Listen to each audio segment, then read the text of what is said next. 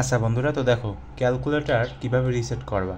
তো মনে করো অনেক সময় কী হয় জানো, যে মনে করো তুমি একটা মানে উল্টোপাল্টা একটা কিছু করে ফেলছো, তো তুমি আর ডিলিট করতে পারতেছো না। তো কীভাবে রিসেট করবা? তো সেটিংয়ে যাবা, সেটিংয়ে যাওয়ার পরে এরপর দেখো এখানে রিসেট লেখা আছে না, 3 নাম্বার যে অপশনটা, সেখানে যাবা।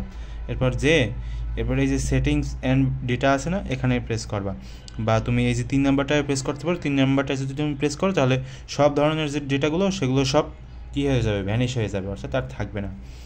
এখন তুমি ইসি প্রেস করতে পারো। ইসি প্রেস করলে এখন তোমার ক্যালকুলেটর একবার আগের মতো হয়ে যাবে, অর্থাৎ তোমার যে সকল ডেটা এরপর তুমি যা কিছু করছো সব কিছু ডিলিট হয়ে যাবে। বুঝতে কি পেরেছো?